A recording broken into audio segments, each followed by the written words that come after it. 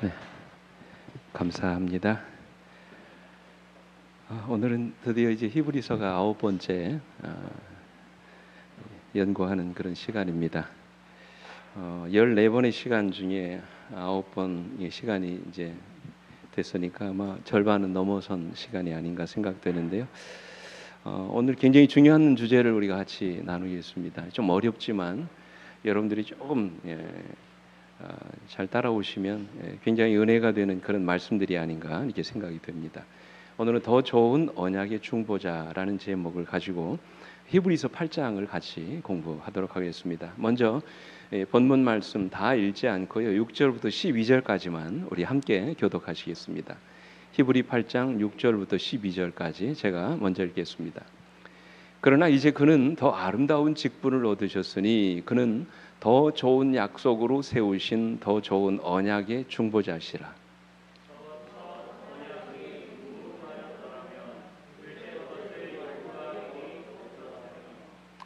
그들의 잘못을 지적하여 말씀하시되 주께서 이르시되 볼지어다 날이 이르리니 내가 이스라엘 집과 더불어 유다 집과 더불어 새 언약을 맺으리라.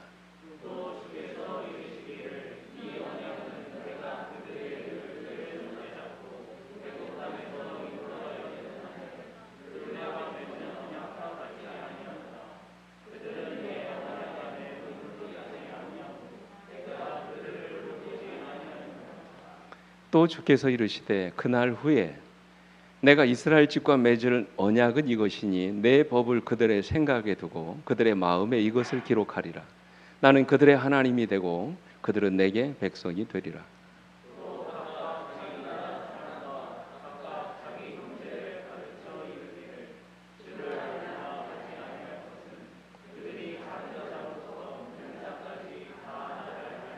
아, 12절 말씀 시작.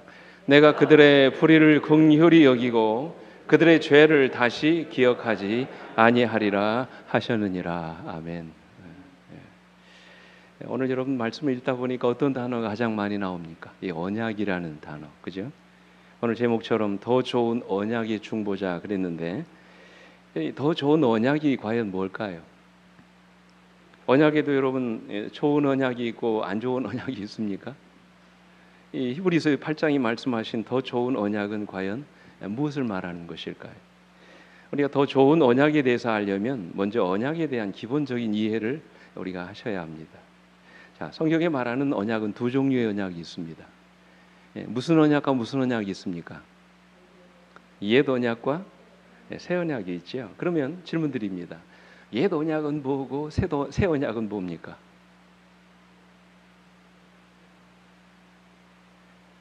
옛 언약은 뭐고 새 언약은 뭐예요?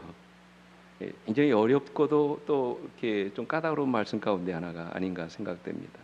이 언약은 하나님과 우리 사이에 맺어진 일종의 뭡니까? 약속이죠. 여기 이해되십니까? 여기까지? 그죠? 이 약속은 모든 인간관계 속에서 반드시 존재합니다. 예를 들면 부부 사이에 뭐가 있습니까? 혼약이 있죠. 결혼 서약이 있고. 사업상의 거래에도 뭐가 있습니까? 계약이 있습니다. 나라와 나라 사이에도 뭐가 있어요? 조약이라는 것이 있습니다.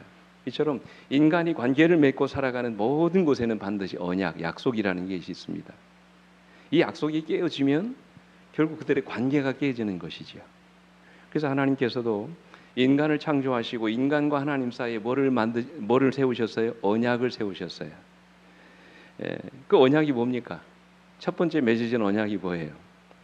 창세기 2장 16절로 17절에 여러분 너무 잘 아는 이야기죠. 여호와 하나님이 그 사람에게 명하여 이르시되 각종 나무의 열매는 내가 임의라는 말은 마음대로라는 말이죠. 마음대로 먹어도 좋지만 자 뭐는요? 선악을 알게 하는 나무의 열매는 뭐 하지 말라? 먹지 말라. 내가 먹는 날에는 어떻게 한다고요? 반드시 정령 죽을 것이라고 말씀하셨어요.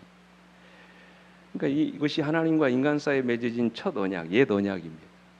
대초에 하나님이 아담과 하와를 위해서 모든 것 만드시고 그들과 특별한 언약을 맺으셨어요. 그게 뭡니까? 동산 안에 있는 모든 나무의 열매는 내가 임의대로 마음대로 먹지만 뭐는 먹지 말라? 이 선악을 알게 하는 이 나무의 열매는 먹지 말라. 왜? 반드시 죽을 것이라고 말씀하셨어요. 이게 하나님과 인간 사이에 맺어진 첫 번째 언약이었습니다. 근데 영감의 글에 보면 이렇게 말씀하셨어요. 선악을 알게 하는 나무는 하나님께 대한 그들의 순종과 그 다음 사랑의 시금석으로 삼아진 바 되었다 그랬어요. 이게 무슨 말입니까? 여러분, 사랑하면 다 먹도록 이렇게 하셔야지 왜 선악과 나무 열매를 먹지 못하게 하신 것일까요? 어떻게 그것이 순종과 사랑의 시금석이 될 수 있을까요? 이게 제가 옛날부터 오랫동안 풀리지 않은 하나의 수수께끼요 고민이었습니다. 그러다가 어느 순간에 제가 깨달은 한 가지 사실이 있었는데, 진정한 사랑에는, 기억하십시오, 진정한 사랑에는 반드시 그 안에 뭐가 있어야 되냐면 자유가 있어야 합니다. 그죠? 왜냐하면 사랑은 강요하거나 억지로 선택할 수 없는 것입니다. 그래서 하나님이 아담과 하와가 스스로 하나님을 선택하며 살 수 있도록 그들에게 주신 것이 바로 선악과입니다. 저는 좀 다른 각도에서 봤어요. 다시 말해서 하나님의 일방적인 무조건적인 사랑에 대해서 인간이 스스로 선택할 수 있는 권한을 주시기 위해서 하나님이 뭐를 주셨냐면 이 선악과 나무 열매를 먹지 말도록 명령하신 것입니다. 그러니까 여러분, 하나님의 무조건적인 사랑에 대한 인간 스스로가 선택할 수 있도록 또 거절할 수 있도록 그들에게 자유를 주신 것이 뭐라고요? 이 선악과 나무의 열매였습니다. 이 하나님이 주신 자유의지를 가지고 인간이 스스로 하나님의 사랑을 선택할 수 있도록 안전장치를 만들어 놓으신 것입니다. 그런데 아담과 하와가 선악과 나무 열매를 뭐 했어요? 먹었습니다. 그것은 단순히 열매를 먹고 끝나는 것이 아니라 하나님의 사랑을 스스로 거절한 것이에요. 스스로 생명의 길을 포기한 것입니다. 하나님과 맺은 사랑의 언약을 일방적으로 파기해버린 것입니다. 그래서 하나님이 그 인간과의 관계를 얼마든지 깨버리시고 결국 인간이 그 언약의 저주를 받게 할 수도 있었습니다. 그러나 하나님은 그렇게 하지 않으셨죠. 죄 지은 인간이 그대로 죽도록 버려두지 아니하시고 하나님이 인간을 다시 살릴 수 있는 새 언약을 준비하셨어요. 그게 뭡니까? 창세기 3장 15절 말씀이죠. 내가 너로 여자와 원수가 되게 하고 내 후손도 여자의 후손과 원수가 되게 하리니 여자의 후손은 내 머리를 상하게 할 것이요 너는 그의 발꿈치를 상하게 할 것이니라. 이게 하나님이 뱀에게 하신 말씀이죠. 사탄에게 하신 말씀이에요. 이게 무슨 예언이었습니까? 하나님의 아들이신 예수 그리스도께서 여자의 후손으로 이 땅에 오셔서 십자가의 죽으심으로 우리 인간의 죄를 다 구속하시고 다시 우리에게 살 수 있는 길을 열어주신다는 약속이었어요. 아무 죄도 없는 하나님의 아들에게 인간의 모든 죄가 옮겨지고 그분이 우리를 대신하여 십자가에서 우리의 영원한 죽음을 대신 죽으심으로 오늘 여러분과 제가 다시 살 수 있게 되었다는 그 약속입니다. 그죠? 이것은 하나님께서 주신 새 언약이었어요. 그래서 사단의 머리에 뭐가 내려질 거라고 치명적인 상처가 입혀질 것이라고 말씀하셨어요. 그래서 아담과 하와가 이 약속을 영원히 잊어버리지 않도록 21절에 뭐라고 말씀하셨어요? 여호와 하나님이 아담과 그의 아내를 위하여 가죽옷을 지어 입히셨다. 이 가죽옷을 지어 입히셨다는 말은 벌써 뭐가 이루어졌다는 말입니까? 어린 양의 희생이 이루어졌다는 말이죠. 인간의 죄와 수치를 가려주시기 위해서 어린 양이신 그리스도께서 희생을 당하실 것이라는 하나님의 약속이었습니다. 이 죄는 우리가 짓고 하나님이신 그분이 우리의 죄를 대신하여 죄값을 지불하신다는 그 약속이었습니다. 이것을 가리켜 성경은 새 언약이라는 거예요. 여러분, 이 새 언약에는 반드시 죄인을 향한 하나님의 용서와 그 죄인이 감당해야 될 죄값이 뭐가 요구됩니까? 피가 요구됐어요. 그 새 언약과 옛 언약의 차이는 뭐가 있느냐 없느냐의 차이입니까? 피가 있느냐 없느냐의 차이였습니다. 그래서 영감의 글에 보면 이렇게 말씀하세요. 아담에게 있어서 첫 희생 제사는 가장 고통스러운 의식이었다. 그는 이때 죽음을 처음으로 목도하였다. 여러분 그렇지 않겠습니까? 한 번도 죽은 것을 못 봤어요. 근데 이때 처음으로 죽은 것을 본 것입니다. 그는 자신이 하나님께 순종하였었다라면 사람이나 짐승이 죽는 일이 없었으리라는 것을 알았다. 그 다음 말씀 보시죠. 무지한 동물을 희생제물로 죽이면서 그는 자기의 죄가 흠없는 하나님의 어린 양의 피를 흘릴 수밖에 없다는 것을 생각하고 뭐 했다고요? 떨었다 그랬어요. 짐승이 죽어가는 모습을 보면서 장차 자신의 죄를 대신하여 십자가에 돌아가실 그리스도의 모습을 그가 먼저 봤다는 것입니다. 그러면서 이어지는 말씀에 이렇게 보십시오. 이 장면을 보고 그는 하나님의 사랑하는 아들의 죽음밖에는 속죄할 수 없는 그의 죄의 중함을 더욱 깊고 더욱 생생하게 느끼게 되었다. 그리고 그는 범죄한 자를 구원하시려고 이처럼 놀라운 속전을 지불하시려 하시는 하나님의 무한하신 선하심에 경탄하였다. 그러면 여러분, 타락한 인간은 이제 누구든지 새 언약 속에 살아야 했습니다. 속죄의 피가 없는 옛 언약 속에 살 수 있는 사람은 아무도 없었습니다. 그래서 하나님은 우리에게 새 언약을 주셨고 속죄 제물로 그리스도의 희생을 가리키는 제물을 드리도록 제사 제도를 하나의 법으로 이렇게 만들어 놓으신 것입니다. 근데 이렇게 피로 맺어진 새 언약에도 두 가지 언약이 있습니다. 여기서 조금 헷갈려요, 많은 분들이. 새 언약과 옛 언약의 차이를 아시겠죠? 예. 근데 이렇게 피로 맺어진 새 언약에도 두 가지 언약이 있습니다. 그것이 바로 오늘 히브리 8장에서 말하는 언약의 이야기예요. 이 새 언약은 첫 언약과 둘째 언약으로 나누어집니다. 뭘까요? 7절 말씀이 나오는데 같이 한번 읽어볼까요? 시작. 저 첫 언약이 무음하였더라면 둘째 것을 요구할 일이 없었으려니와 말씀하셨어요. 여기서 말하는 첫 언약과 둘째 언약은 무엇을 말하는 것일까요? 같은 피로 맺어진 언약이지만 하나는 짐승의 피로 맺어진 언약이고 또 하나는 그리스도의 피로 맺어진 언약입니다. 분명한 것은 구약시대의 사람들도 피로 맺어진 새 언약 속에 살았던 사람들이라는 것입니다. 비록 짐승의 피였지만 그들은 그들을 대신하여 죽어가는 짐승의 죽음을 보면서 아담처럼 장차 십자가에서 돌아가실 예수 그리스도의 죽음을 미리 본 것입니다. 이해되십니까? 그래서 영감백으로 이렇게 말씀하세요. 아담, 노아, 아브라함, 이삭, 야곱과 모세는 다 복음을 뭐했다? 이해하였다. 저들은 인간의 대치물이요 보증인이신 분을 통해서 이르러 오는 구원을 뭐했다? 바라보았다. 그랬어요. 이 성경은 그리스도의 십자가 이전까지, 즉 짐승의 피로 속죄하던 시대를 첫 언약의 시대라고 부릅니다. 피를 흘려야 하는 새 언약 중에서도 첫 언약에 해당되는 것입니다. 그리고 마침내 그리스도께서 오셔서 새 언약의 피를 흘리게 되셨을 때 첫 언약, 즉 짐승의 피를 이제는 더 이상 흘리지 않아도 되었던 것입니다. 왜냐하면 히브리 9장 12절의 말씀처럼 염소와 송아지의 피로 하지 아니하고 오직 자기의 피로 영원한 속죄를 이루사 단번에 성소에 들어가셨다고 말씀하셨어요. 그런 의미에서 이 바울은 히브리 8장 13절에서 이렇게 말씀하십니다. 새 언약이라 말씀하셨으며 첫 것은 낡아지게 하는 것이니 낡아지고 쇠하는 것은 없어져 가는 것이니라 그랬어요. 이게 무슨 말입니까? 다시 말해서 옛 언약이 그리스도와 새 언약을 맺음으로 폐기됐던 것처럼 짐승의 피로 속죄하던 첫 언약이 그리스도께서 직접 피를 흘리시고 단번에 속죄를 이루시는 둘째 언약을 이루심으로 폐지되었다는 말씀이에요. 원형이신 그리스도께서 십자가에 돌아가심으로 모형이요 그림자였던 짐승을 잡아 이제 제사 드리는 일은 하지 않아도 됐다는 그런 말씀이에요. 그림자였던 짐승을 잡아 제사를 드리는 일이 더 이상 필요치 않게 됐습니다. 그렇다면 여러분 질문드립니다. 히브리 8장에서 나오는 더 좋은 언약이란 과연 무슨 언약을 말씀하시는 걸까요? 이런 맥락에서 자, 언약의 두 종류가 있다고 말씀드렸어요. 하나는 옛 언약이고 새 언약이라고 말씀드렸어요. 근데 새 언약에도 두 종류의 언약이 있다고 말씀드려요. 그건 첫 언약이 있고 둘째 언약이 있다고 말씀드렸어요. 그죠? 첫 언약은 뭐였습니까? 무슨 피로요? 짐승의 피로 제물을 드리는 것이었고, 둘째 언약은 누구의 피입니까? 그리스도의 피로 하나님께 제물을 드리는 것이었습니다. 그렇다면 히브리서 8장에 나오는 더 좋은 언약은 과연 어떤 언약일까요? 분명한 것은 새 언약입니다. 이 새 언약 중에서도 어떤 언약일까요? 둘째 언약입니다. 그리스도의 피로 비준된 언약을 말합니다. 그렇다면 왜 이 둘째 언약이 우리에게 더 좋은 언약일까요? 이게 오늘 우리가 살피게 될 오늘 히브리서의 주제입니다.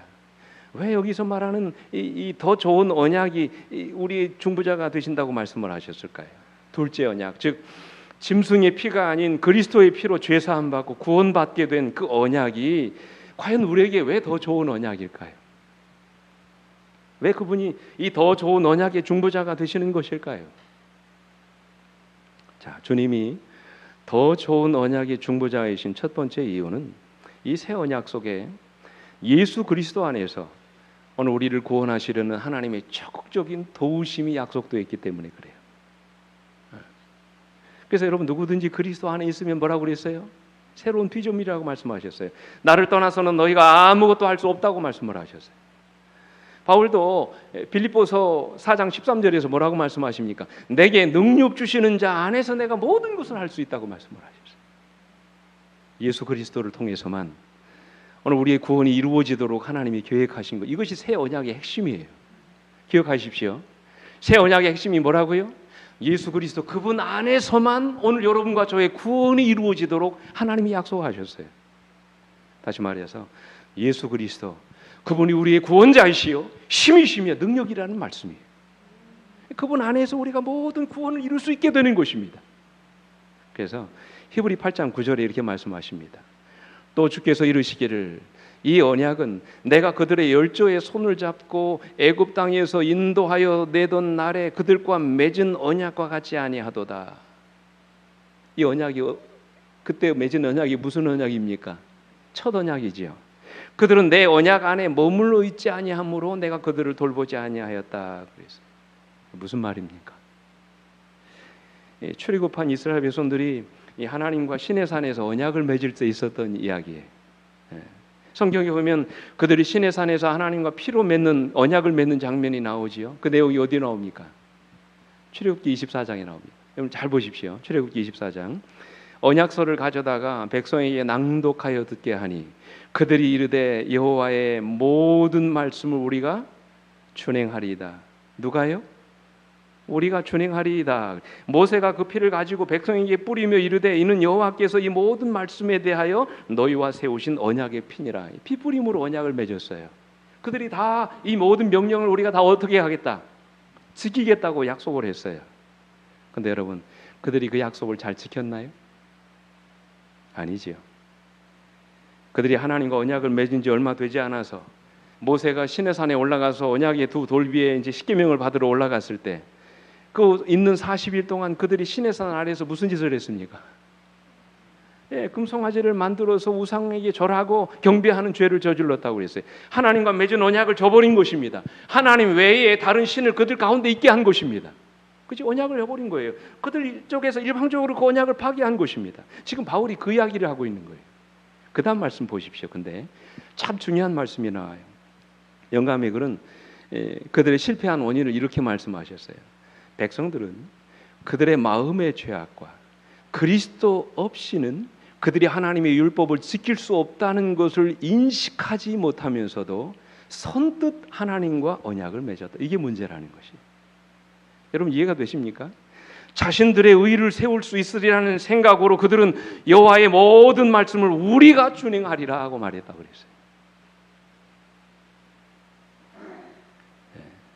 그런데 결국 그들이 하나님과 맺은 언약을 깨뜨려버리고 말았던 것이지요. 그래서 여러분 이어지는 말씀을 이렇게 보십시오. 이렇게 말씀하십니다.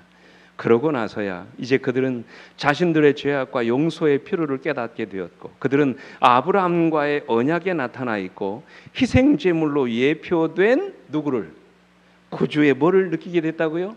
필요를 느끼게 됐다. 여러분 아까는 다르잖아요. 언약의 모든 말씀들이 그들에게 선포되었을 때 누가 그들에게 지킨다고 말씀하셨어요? 우리가 다 준행하리다 그랬어요. 근데 이 약속을 하면서도 그들은 그들 가운데 누가 필요한 것을 느끼지 못했다고요? 그리스도가 필요한 것을 깨닫지 못했다고 그랬어요. 그래서 그들은 이제야 그런 경험을 갖고 나서야 그들의 죄악과 용서의 필요를 깨닫게 되고 그들 가운데 그 주께서 필요한 것을 느끼게 되었다 말씀하셨어요. 그래하여 그들은 믿음과 사랑으로 그들을 죄의 속박에서 구원하시는 하나님께 매달렸다. 이제 그들은 새 언약의 축복을 바로 평가할 준비가 되어 있었다. 새 언약을 받을 준비가 됐다는 말이에요. 사실 여러분 우리가 하나님의 율법 앞에서 느끼는 공통적인 느낌이 무엇입니까? 여러분 율법을 보실 때마다 여러분 스스로 느끼는 고백이 뭐예요? 느끼는 공통점이 뭡니까? 우리가 너무 연약한 죄인이라는 것이지요. 하나님의 말씀에 따라 살기에 우리 자신이 너무나도 무능한 존재라는 것입니다. 하나님의 율법을 마주 대할 때마다 우리는 우리 자신의 연약함을 뼈저리게 느낍니다. 그죠? 그 바울처럼 전에 율법을 깨닫지 못했을 때는 내가 살았더니 계명이 이름에 죄는 살아나고 난 죽었다고 그러잖아요. 로마서 7장 24절에 오호라 나는 곤고한 사람이로다. 이 사망의 몸에서 누가 나를 건져내랴. 이게 우리 모두의 고백인 것이에요. 그리스도 없이는 우리는 아무 희망이 없는 죄인들인 것입니다. 그래서 참 감사하게도 새 언약 속에는 뭐가 약속되어 있다고요? 우리는 연약하지만 그리스도 안에서 우리의 구원이 이루어지도록 하나님이 모든 도우심이 그 약속 안에 다 들어가 있다고 말씀을 하셨어요. 그래서 예수 그리스도 안에서 우리가 모든 것을 할 수 있게 되는 것입니다. 그래서 예수 그리스도는 더 좋은 언약의 중보자가 되시는 거예요. 제가 예전에 한번 말씀을 드렸는지 한 카톡을 통해서 밴드를 통해서 소개했는지 모르겠습니다만 지금도 수많은 사람들에게 감동을 주었던 책 중에 나는 아버지입니다 라는 책이 있습니다. 아마 영상으로 보시든 영화로 보시든 아마 보신 분들이 계실 거예요. 이 책의 내용은 실화입니다. 땡큐 데디라고 하는 영화로도 만들어져서 수많은 사람들에게 눈물과 감동을 주었던 그런 이야기입니다. 이 아버지의 이름이 딕 호잇, 아들의 이름이 릭 호잇입니다. 호잇입니다. 근데 지난해 이 딕 호잇이라고 하는 아버지가 80세를 일기로 세상을 떠나셨더라고요. 제가 보니까 이 아버지와 아들의 이야기는 지금도 많은 사람들에게 감동을 줘요. 왜 그렇습니까? 이 아들이 어떤 아들이냐면 보니까 어디에 있어요? 휠체어에 있잖아요. 태어날 때 잘못 태어났습니다. 엄마의 뱃속에서 이 아이가 태어나면서 엄마의 탯줄을 목에 감고 나왔어요. 태어나면서 이 뇌의 산소 공급이 중단된 것입니다. 그래서 뇌성마비와 경령성 전신 마비를 갖고 태어났어요. 혼자서는 움직일 수 없게 된 것입니다. 그 어린 아이가. 그래서 의사들은 부모에게 아들을 포기하라고 그랬어요. 근데 여러분, 아버지가 부모가 아들을 포기할 수 있나요? 장인이 되었다고 해가지고 내 자식을 포기하겠습니까? 포기할 부모 없잖아요. 포기할 수 없었습니다. 그래서 이 아이를 사랑으로 키웁니다. 그래서 시간이 지나서 이 아들이 컴퓨터를 통해서 자기 의사를 표현할 수 있게 됐어요. 근데 여러분, 그때 아들이 처음으로 자기 의사를 표현한 말이 뭔지 아세요? 달리고 싶다. 첫 마디가 그거였어요. 그때부터 아버지는 아들을 휠체어에 태우고 아들과 함께 달리기 시작합니다. 처음에는 8km 자선 마라톤 대회를 시작으로 아버지는 아들과 함께 평생을 달리기 시작합니다. 경기가 끝난 다음에 아들이 그런 말을 해요. 아빠, 달리면서 저는 난생 처음으로 제 몸에 장애가 사라진 것 같다는 생각을 하게 됐어요. 평소에는 달리지 못했죠. 움직일 수 없는 아이였습니다. 근데 아빠가 밀어주면서 달리기 시작하니까 평생 처음으로 내 몸에 뭐가 없어진 것처럼, 장애가 없어진 것처럼 느꼈다 그랬어요. 그래서 아버지가 1981년 보스턴 마라톤 대회를 첫 출전으로 해가지고 이제 시작을 합니다. 그래가지고 평생 여러분 42.195km를 64번 완주하고요.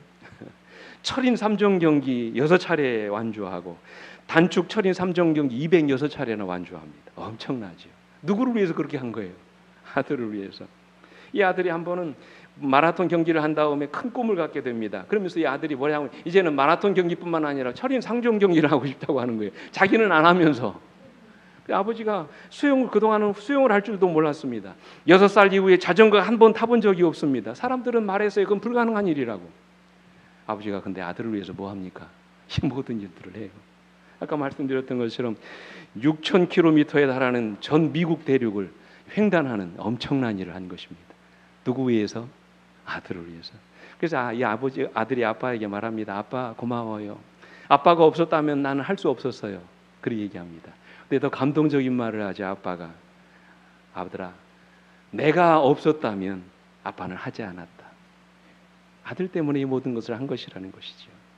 그래서 이 마지막 부분에 이 딕 호잇 아버지는 이렇게 말합니다. 나는 영웅이 아닙니다. 나는 단지 아버지일 뿐입니다. 이런 말을 해요. 여러분, 아들의 불가능을 가능하게 만들었던 것은 그의 아버지였습니다. 달리고 싶다는 아들의 소원을 이루어진 건 역시 그의 아버지였어요. 아버지가 그의 아들을 달리게 했던 것입니다. 아들이 달린 게 아니지요. 아버지가 달리게 한 거예요. 감사하게도 우리에게도 이런 아버지와 같은 분이 계십니다. 그분이 누구십니까? 예수 그리스도십니다. 달릴 수 없는 나, 그죠? 뇌성마비 환자들처럼 나 혼자서는 스스로 선을 행할 수도, 의로운 인생을 살아갈 수도 없는 나를 위해서 주님이 오늘도 이 죄악 세상을 달리게 하십니다. 내가 하는 게 아니죠. 주님이 나로 하여금 달리게 하시는 것입니다. 사람 노릇하지 못하고 이 죄악된 세상 속에서 선을 행할 수 없는 나를 주님께서 날마다 달리게 하시는 거예요. 사랑하는 성도 여러분, 우리가 할 수 없는 그 일을 할 수 있도록 예수 그리스도께서 새 언약 속에 우리를 향한 엄청난 도우심을 약속하셨다는 사실을 믿으시게 되기를 간절히 바랍니다. 예수 그리스도 그분에게 우리의 모든 능력이 있음을 믿으시게 되기를 간절히 바랍니다. 그분을 통해서 우리의 모든 율법의 요구가 이루어지게 되고 마침내 오늘 여러분과 제가 율법의 모든 요구를 이룰 수 있게 된다는 사실을 믿게 되시길 간절히 바랍니다. 이 구원은 바로 여기서부터 시작되는 거예요. 나는 연약하지만 그리스도 안에서 이 모든 역사가 이루어질 수 있다라는 사실. 그래서 우리가 그리스도 안에서 새로운 피조물이 될 수 있게 되는 것입니다. 이게 바로 새 언약이 주는 축복이에요. 둘째로 주님이 더 좋은 언약의 중보자이신 두 번째 이유는 더 중요한 것입니다. 새 언약에는 기억하십시오. 새 언약에는 예수 그리스도를 통해서 오늘 우리들의 삶에 근본적인 변화가 일어나도록 만들어 주시겠다는 약속이 있어요. 그러니까 막연한 도우심이 아닙니다. 새 언약 속에는 오늘 여러분과 제가 구원을 이룰 수 있도록 근본적인 변화가 이루어지도록 우리를 도우시겠다는 약속이 있어요. 예? 영감님은 이렇게 말씀하십니다. 아마 이 말씀 읽으시면 이해가 되실 거예요. 옛 언약의 조건은 뭐하라? 순종하라. 그리하면 살리라 했다. 사람이 일을 행하면 그로 인해 살리라. 그러나 새 언약은 더 좋은 약속, 즉 죄의 용서의 약속과 그 다음 말씀 보십시오. 마음을 새롭게 하고 마음을 하나님의 율법의 원칙과 일치하게 하는 하나님의 은혜의 약속 위에 세워졌다 그랬어요. 여러분, 율법은 여러분 우리에게 거룩한 표준을 제시해 줄 수는 있지만 그것을 지키는 데 필요한 힘을 주지는 못합니다. 맞습니까? 틀립니까? 맞죠? 그것이 율법의 한계예요. 율법은 우리들에게 객관적인 기준을 제시할 뿐이지 거기에 필요한 능력을 결코 주지 못합니다. 우리에게 죄를 지적해주고 내가 죄인임을 깨닫게 해주기는 하지만 우리의 죄를 근본적으로 해결해 주지는 못해요. 뭐가요? 율법이. 이게 율법의 한계예요. 우리의 죄를 생각나게 해주고 우리의 잘못을 지적해주기는 하지만 실제로 우리들의 삶을 근본적으로 변화시킬 수는 없다는 것이지. 뭐가요? 율법이 그렇다는 것이에요. 그러나 새 언약은 어떻습니까? 우리들의 삶에 근본적인 변화가 일어나도록 역사해 주시겠다고 약속해 주셨어요. 어디에 나옵니까? 히브리 8장 10절 말씀 같이 읽어보겠습니다. 시작. 또 주께서 이르시되 그날 후에 내가 이스라엘 집과 맺을 언약은 이것이니 내 법을 그들의 생각에 두고 그들의 마음에 이것을 기록하리라. 나는 그들에게 하나님이 되고 그들은 내게 백성이 되리라. 누가 하시겠다는 거예요? 내가 하는 것이 아닙니다. 누가요? 하나님이 내 안에서 이 놀라운 역사를 이루시겠다는 거예요. 이제는 돌비나 하나님 말씀 속에 그분의 법을 기록하시는 것이 아니라 오늘 우리의 마음속에 그분의 법을 기록하시겠다는 말씀입니다. 여기 여러분 내 법을 그들 생각에 두고라고 할 때 이 두고라고 하는 말이 히브리어로 나탄입니다. 나탄이라는 말은 두다, 세우다, 놓다 그런 의미도 있지만 만들다는 의미가 있어요. 이게 더 정확합니다. 하나님이 우리의 마음에 하나님을 닮은 본성을 새롭게 만들어 주시겠다는 말씀이에요.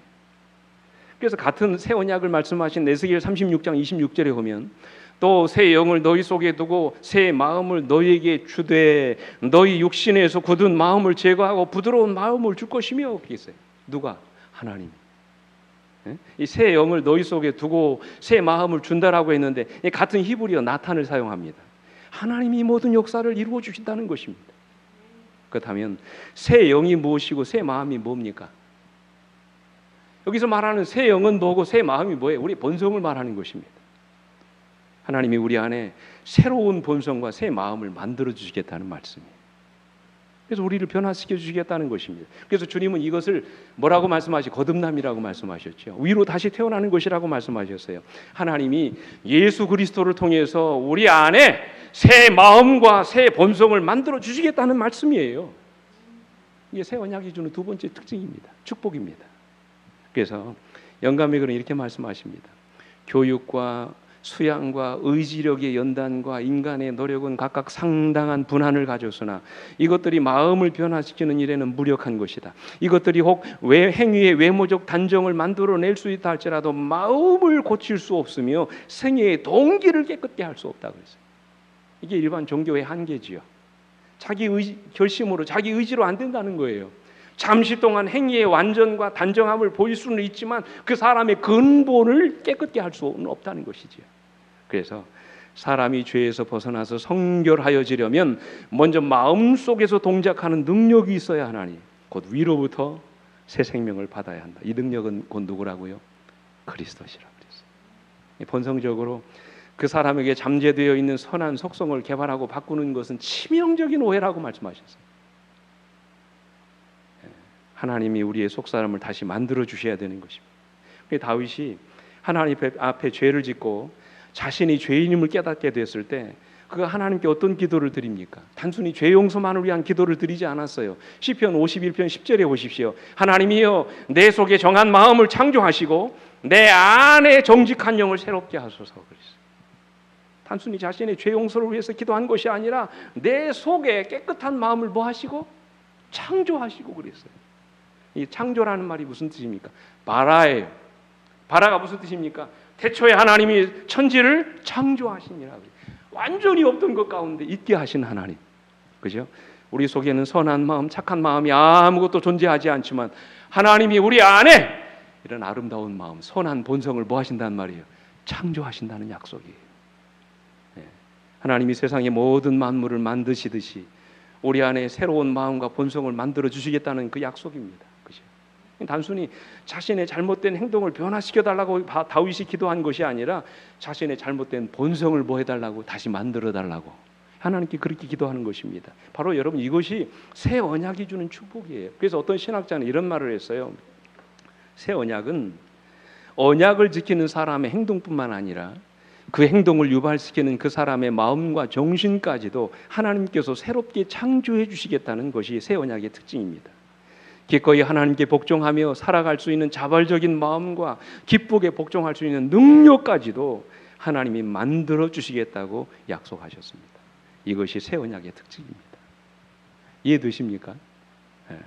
그래서 여러분 오늘날 교회 안에 심지어 그리스도인들조차도 이 복음하고 도덕하고 혼돈하시는 분들이 계세요. 성경이 가르치고 있는 진정한 복음과 세상의 윤리를 구분하지 못하는 사람들이 얼마나 많은지 몰라요. 여러분 기억하십시오. 우리 기독교는 단순히 착하게 살라고 가르치는 그런 종교가 아닙니다. 남을 구제하고 살라고 가르치는 그런 종교가 아니에요. 이웃을 사랑하고 용서하고 살라고 가르치는 그런 종교가 아닙니다. 단지 우리 기독교가 거기에 머무른다면 우리는 다른 종교와 아무런 차이가 없어요. 그렇다면 기독교와 다른 종교들이 갖고 있는 차이가 무엇입니까? 그것은요, 바로 우리가 그렇게 살아갈 수 있도록 하나님이 우리의 본성을 변화시켜 주신다는 거예요. 단순히 사랑을 말하는 것이 아니라 사랑할 수 있는 마음을 주신다는 거예요. 단순히 용서하고 살라고 말씀하시는 것이 아니라 우리에게 용서할 수 있는 마음을 주시겠다는 것입니다. 단순히 착하게 살라고 말씀하시는 것이 아니라 우리가 착하게 살아갈 수 있는 마음을 만들어 주시겠다는 것이 이게 기독교의 복음이에요. 여러분 어떻게 이런 일들이 이루어지게 하시겠다고 말씀하셨어요? 성령을 통해서. 그래서 에스겔서 36장 27절에 또 내 영을 너희 속에 두어 너희로 내 율례를 행하게 하리니 너희가 그 규례를 지켜 행할지니라 그랬어요. 우리가 예수님을 개인의 구주로 영접하는 그 순간 우리에게 주어지는 하나님의 놀라운 선물이 있는데 그것이 바로 뭐라고요? 성령이라고. 성령께서 우리 마음 속에 하나님의 법을 새겨주시는 것입니다. 성령을 끓이라고 말씀하시잖아요. 성령의 인도하심 속에서 우리가 새로운 생애를 살아갈 수 있게 되는 것입니다. 영감이 이렇게 말씀하세요. 돌판에 새겨진 같은 율법이 성령에 의하여 마음판에 기록된다. 자신의 의로움을 세우려 하는 대신에 우리는 그리스도의 은혜를 통하여 우리 마음에 기록된 하나님의 율법에 순종하는 생애를 살 것이다. 그리스도의 영의 임재로서 우리는 그분께서 행하신 대로 행할 수 있다. 그 말씀이 로마서 8장 4절의 말씀이잖아요. 육신을 따르지 않고 그 영을 따라 행하는 우리에게 율법의 요구가 이루어지게 하려 하십니다. 영감이 그도 말씀하셨어요. 만일 그대가 그대의 마음을 비우면 예수께서는 그 공간을 그분의 영의 선물로 채우게 될 것이다. 여러분 잘 아시는 스페인 출신의 유명한 화가 중에서 피카소가 있잖아요. 이 사람은 워낙 유명한 사람이라 그가 그린 한 점은 우리 돈으로 300억 원을 호가하는 굉장히 엄청난 그 그림들입니다. 엄청난 금액이죠. 얼마 전 피카소의 미공개 작품 한 점이 런던의 한 경매장에서 경매됐는데 자그마치 293억 원에 경매가 됐다고 해요. 근데 여러분 이분의 작품 중에서 1943년에 만든 이 황소머리, 이 조형물이 있습니다. 근데 여러분 이게 뭐 갖고 만든 건 줄 아세요? 버려진 자전거 안장하고 핸들을 떼가지고 만든 거예요. 최고의 작품이 된 것입니다. 누가요? 피카소가. 누가 만들었느냐에 따라 이게 엄청난 가치가 만들어진 것입니다. 피카소의 손을 거치는 동안 이 버려진 이 자전거가 수백억 원에 호가하는 최고의 미술품으로 탈바꿈된 것입니다. 오늘 우리도 하나님의 손에서 이렇게 엄청난 가치를 지닌 훌륭한 인생이 될 수 있다는 사실을 믿으시게 되길 간절히 바랍니다. 그죠? 이것이 바로 새 언약이 주는 두 번째 축복이에요. 우리가 그리스도 안에서 새로운 피조물이 될 수 있는 놀라운 축복을 약속받았다는 사실. 그래서 우리 자신을 비우고 우리 안에 성령으로 가득 채우게 될 때 우리의 본성이 변화되고 우리 마음이 새롭게 변화되는 역사가 우리 안에서 날마다 일어나게 하신다고 약속하셨어요. 이 모든 변화가 예수 그리스도 그분을 통해서 우리 안에 이루어진다는 사실을 믿으시게 되길 간절히 바랍니다. 이제 짧게 마지막으로 주님이 더 좋은 언약의 중보자인 이유는 이 새 언약에서 예수 그리스도를 통해서 우리가 죄로부터 완전한 자유와 용서를 약속해 주셨다는 사실. 그 말씀이 12절에 나옵니다. 같이 읽어볼까요? 시작. 내가 그들의 불의를 긍휼히 여기고 그들의 죄를 다시 기억하지 아니하리라 하셨느니라. 그들의 불의를 어떻게 여기신다고요? 긍휼히 여기시겠다고 말씀합니다. 이게 무슨 뜻입니까? 때로 내가 실수하고 잘못해도 나의 실수와 허물에 대해서 불쌍하게 여기신다는 말씀이에요. 나의 연약함을 아시기 때문입니다. 내가 얼마나 부족한 사람인지 하나님이 다 아시기 때문입니다. 그죠? 하나님이 내가 진토임을 아신다고 말씀하셨어요. 내가 얼마나 부서지기 쉽고 깨지기 쉬운 존재인지를 하나님이 다 아십니다. 그래서 우리가 실수하고 넘어질 때 우리를 정죄하는 눈으로 바라보시는 것이 아니라, 그죠? 우리를 긍휼히 여기신다고 말씀을 하셨어요. 그래서 우리가 회개하고 하나님께로 돌아오면 하나님은 우리의 죄를 용서해 주실 뿐만 아니라 우리가 지은 죄를 다시는 기억지 않으신다고 말씀하셨어요. 이 우리 죄를 다시 기억지 않으신다는 말씀이 무슨 뜻입니까? 그 부분에 대해서 본교의 주석은 이렇게 말씀하십니다. 곧 하나님은 더 이상 죄 지은 자에게 그 죄를 묻지 않을 것이다. 하나님은 우리의 모든 죄를 그의 등 뒤로 던지고 깊은 바다에 던지실 것이다. 이렇게 말씀하셨어요. 일단 우리의 죄가 용서되면 하나님은 더 이상 우리의 죄를 마음에 두지 않으시고 문제 삼지 않으신다고 말씀을 하셨어요. 여러분, 그래서 새 언약에는 옛 언약이 없는 것이 있습니다. 그게 뭘까요? 그것은 바로 그리스도의 피입니다. 죄 지은 인류를 대신해서 당신의 피로 다시 언약을 맺으시고 우리를 그분의 백성으로 삼으신 것입니다. 당신의 피로 우리에게 완전한 용서와 자유를 주신 것이에요. 그러므로 이제는 누구든지 그리스도 안에 있는 자에게 결코 정죄함이 없다고 말씀을 하세요. 그렇다면 이제 우리가 해야 될 일은 뭘까요? 하나님의 용서하심을 믿는 것이지요. 그리고 마음의 평안을 얻는 것입니다. 더 이상 죄의 가책, 양심의 가책 속에 살지 않아야 됩니다. 한 이야기만 드리고 말씀 마칠게요. 20세기의 강해 설교자 가운데 캠벨 몰간이라고 하는 유명한 설교자가 있습니다. 이분이 2차 세계대전에 참석해서 전투하던 도중에 17살 정도 되는 소년병을 죽이게 됩니다. 비록 적이긴 했지만 죽은 소년병의 얼굴이 계속해서 머리에 떠오르면서 이분이 양심의 가책을 느끼게 되죠. 마음이 편하지 않습니다. 고민을 하던 캠벨이 군목을 찾아가서 상담을 요청합니다. 군목들이 뭐라고 얘기할까요? 군인이 뭘 그런 거 가지고 고민하느냐고, 전쟁터에서 어쩔 수 없는 일이 아니냐고, 내가 안 죽으려면 쏠 수밖에 없는 건데 뭐 그거 가지고 죄책감을 갖느냐고 이렇게 말해 주었습니다. 그러나 그런 답변이 캠벨의 마음 가운데 이 죄책감을 사라지게 할 수 없습니다. 그래서 다른 군목을 찾아갔습니다. 근데 여러분, 그 군목은 캠벨의 고민을 듣더니 캠벨을 보며 눈물을 흘리면서 그를 껴안고 간절히 기도해 주었습니다. 기도를 마친 캠벨은 더 이상 대답을 들을 필요를 느끼지 않았습니다. 그래서 군목실을 나오려고 하는데 군목이 그를 향해 이렇게 이야기했습니다. 주님께서 당신을 이미 용서하셨습니다. 그 순간 그의 마음속에 주체할 수 없는 마음이 평화가 찾아왔습니다. 용서의 복음만이 문제를 해결할 수 있습니다. 하나님은 우리가 아무리 많은 죄를 지었다 할지라도 우리의 죄를 회개하고 주님께 돌아오게 되면 어떤 죄를 지었든지 주님께서는 다 조건 없이 용서해 주십니다. 사랑하는 성도 여러분, 새 언약 속에 이처럼 완벽한 하나님의 용서가 약속되었다는 사실을 믿으시게 되기를 간절히 바랍니다. 그렇다면 이제 우리가 해야 될 일이 뭘까요? 주님 앞에 나가서 우리의 죄가 반대될 때마다 수시로 주님 앞에 용서를 구하는 것입니다. 죄 있는 모습 그대로 나아가서 그분 앞에 여러분의 죄를 고백하시는 것입니다. 내가 죄를 지었나이다. 고백하기만 하면 주님은 미쁘시고 의로우사 우리 죄를 사하시며 모든 불의에서 우리를 깨끗하게 하실 것이라고 말씀하셨어요. 더 좋은 언약의 중보자이신 주님은 오늘도 우리를 용서하시는 중보자로 하나님 앞에 서 계십니다. 여러분 믿으십니까? 그분은 단순히 우리의 죄만을 용서해 주시는 것으로 만족해 하지 아니하시고 우리가 죄로부터 자유롭게 되기를 원하십니다. 여러분 이러한 주님의 용서하심의 은혜가 우리의 삶을 변화시키게 하는 것입니다. 이제 죄에 매여 종로로 타는 인생이 아니라 죄의 유혹으로부터 해방되어 진정한 자유인으로 살아가게 되기를 간절히 원합니다. 이런 경험이 오늘 여러분과 저의 삶 속에서 날마다 일어나게 되기를 간절히 바라면서 말씀을 마치겠습니다. 함께 머리 숙여 기도하시겠습니다. 아버지 하나님, 오늘도 우리에게 복음을 말씀해 주시니 감사합니다. 우리 자신을 바라볼 때 우리는 절망하고 낙심할 수밖에 없지만 오늘 우리 안에 계신 예수 그리스도를 바라볼 때 희망이 있고 용기가 생김을 이 시간